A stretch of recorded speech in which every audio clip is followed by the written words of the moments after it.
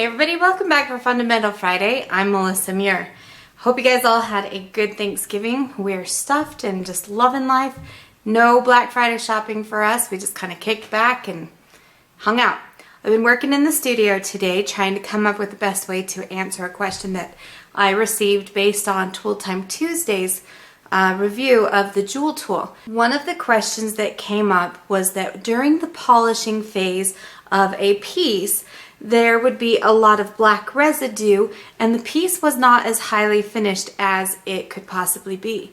This is actually a problem that I've had quite a bit when I first got started, and it takes a little while for you to get the technique, and once you have that technique, I think that you'll find that that problem will go away. What I found was that I was not actually applying enough pressure for long enough of a time to remove any of the scratches that were left over from, say, the previous stage, which might have been like a scratch eraser or one of the other polishing abrasives. So giving it a little bit more pressure, a little bit more time, I found actually really helped. So here's a piece that I've done. This has been done with the welder again. So one side is copper, one side is silver. On the piece, I've done a little bit of piercing, so it's actually fairly delicate in this area of the piece itself. But what I'm going to do now is go through and polish this. I've already taken it all the way through the scratch eraser, and now we're ready to do our polish. So let's check this out.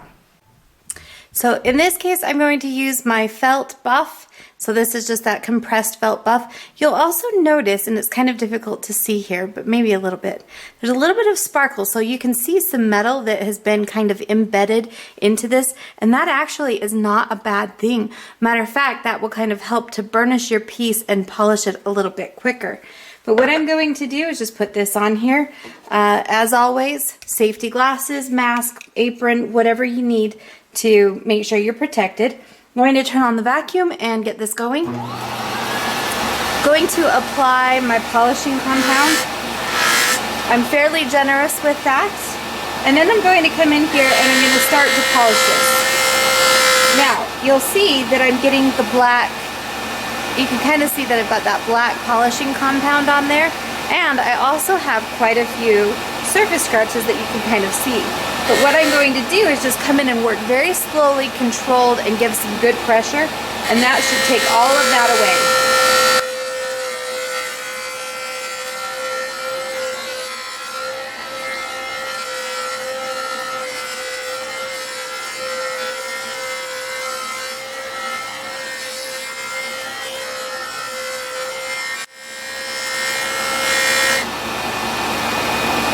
Now, you saw that I did work the one area, and notice the polish that's on this.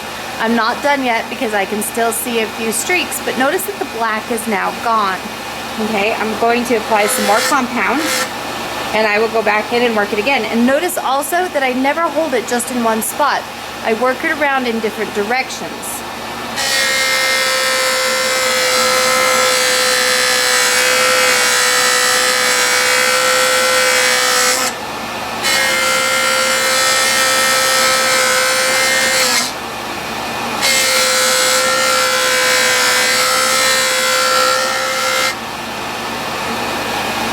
And with that now, there is my high polish.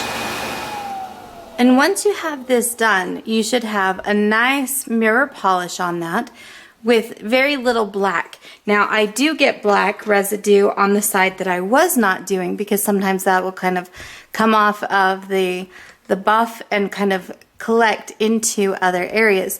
So at that point, I go over to my sink where I've got some hot water, a brass brush, and some Dawn dishwashing soap. The thing I like about the compound from Ani is that it's not super oily and greasy, and it actually comes off very, very easily with just a little bit of Dawn dishwashing soap and really warm or hot water. And the hotter it is, the faster it works.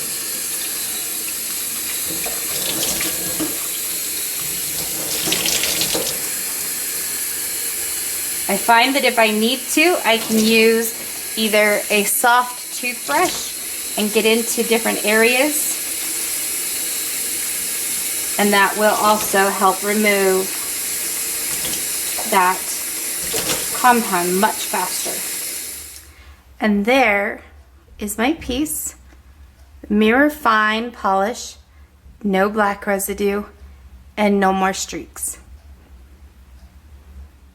Now another question that came up was, which of the back pads do we use with that little foamy bump-on pad? And that's a really good question, because I've seen people, and actually I even tried it once and accidentally put something on incorrectly. So when I have any of my abrasives, the ones that are super thin, like my purple ceramic abrasive, or maybe I have my Trizax, or I have even like the diamond ones, those I typically put a bump on. Now if it's a thicker pad, like for the scratch eraser or even my felt buff, those are already kind of thick and padded, and they do not need that bump on with that. So that's another little tip there, because really, I mean, why would you need a bump on? The bump on is so that you can have a little bit of cushion in there, and that enables you to work really well with curved stones, because then it has a little bit of give, or not even curved stones, but curved pieces. So curved stones, curved pieces, anything that kind of has that curve, it has a little bit of give, and that way you can really get into those areas a little bit better than if it were just a hard, solid space. The next question was, when do I replace back pads or the abrasives on the back pad? The back pads actually should remain really good. The only reason that I would see that you would need to replace a back pad, and that's your hard part back here, is if you actually over tighten it onto the spindle of your JoolTool. Otherwise, you really shouldn't have to do that, because it will stay, you know, good or whatever. Yeah. So when would you want to replace one of the abrasives?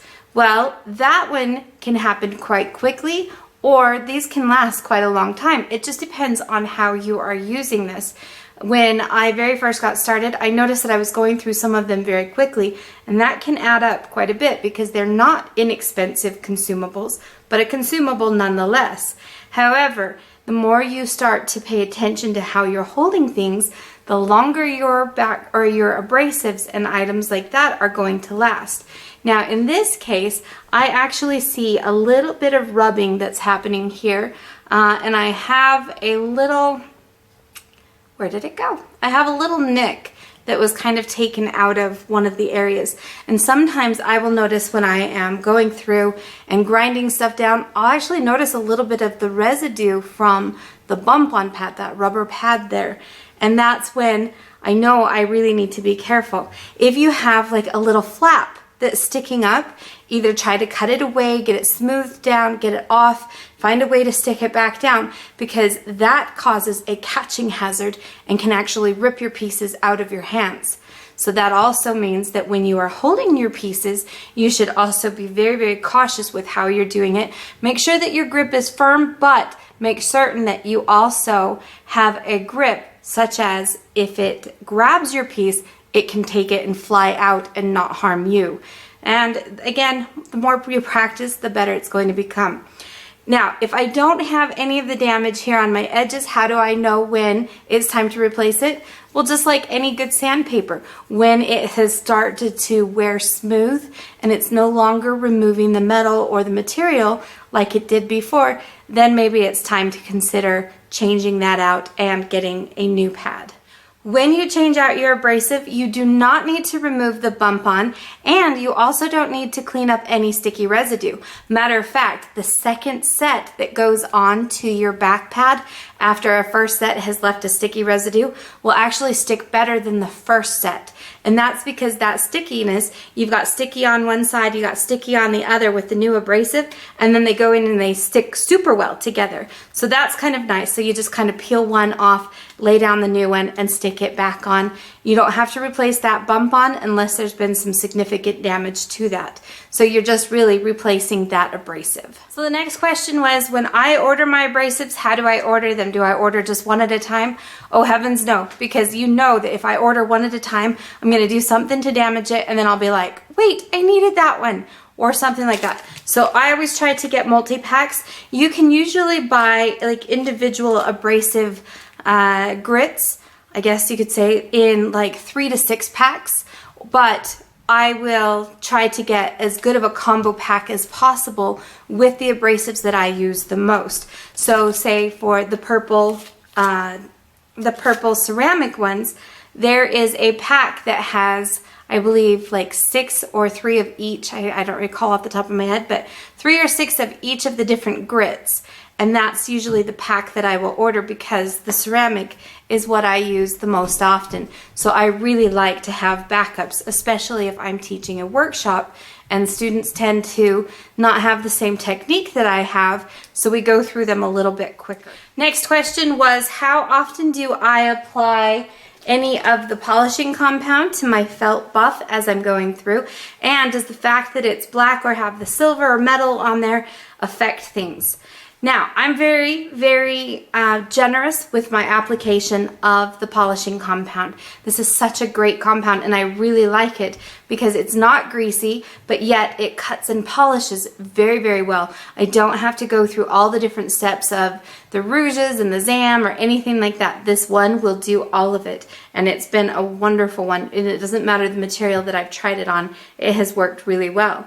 As far as this being black, nope, that's fine because you just like even you have your dirt and whatever else that comes on your other polishing buffs, it's not really going to hurt anything. And the fact that this has a little bit of metal embedded in it actually is beneficial because it will help to move, smooth, and lay down any of the metal that you're polishing. So it's actually not a bad thing. But if you decide that you want to clean it up a little bit, maybe you feel like it's not really doing what you want it to. So what I did was I just took a copper disc and I took just a regular, this one happened to be like a regular sandpaper type of Ninja disc abrasive.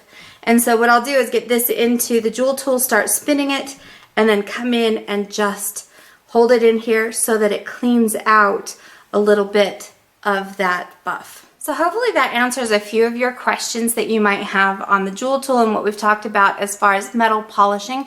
If you still have more questions, please feel free to contact me. You can either leave a message down in the comments just below here on the YouTube channel. You can leave them on my blog, Facebook, email, however you want to get those to me, and I will do my best to answer those. So join me again next week for Tool Time Tuesday as well as another giveaway. I'll talk to you guys on Tuesday. Have a fantastic weekend.